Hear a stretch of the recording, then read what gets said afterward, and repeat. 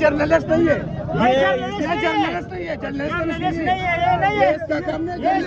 ये 100 रुपए वाला बंदे सिर्फ 100 रुपए निकाले, जर्नलिस्ट नहीं है,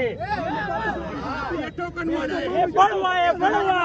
एमपी का बड़वा है, ये एमपी का बड़वा है।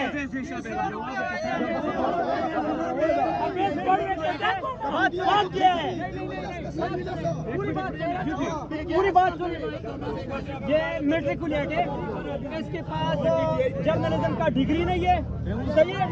ये मेट्रिकुलेट है, इसने मैट्रिक भी अल्लामा इकबाल ओपन यूनिवर्सिटी की है, और इसके बाद इसने एपे जो है ना, एपे भी अल्लामा इकबाल यूनिवर्सिटी की है। अभी इन्होंने क्या बोला इधर, क्या बोला? ये हमारे खिलाफ प्रोपेगेंडा कर रहे हैं, ये बकवास बंदा है, इसके पास ना सहाफत की डिग्री है और ना ये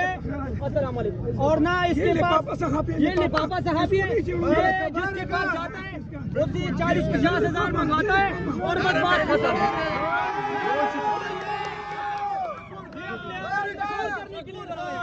कि मैं किसी से मुख्य चपेड़ी मार के मैं मशहूर हो जाऊंगा, इसी वजह से ये आया है, बाकी ये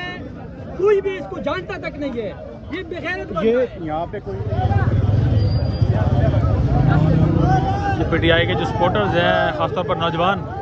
यहाँ पर वो पीटीआई का परचम है जी बहुत बड़ा, इसको लेकर इस वक्त जलसेगाह की जानिब जा रहे हैं। पेशावर में, केपीके में, चारसदा में और दीगर जगहों पर अब ये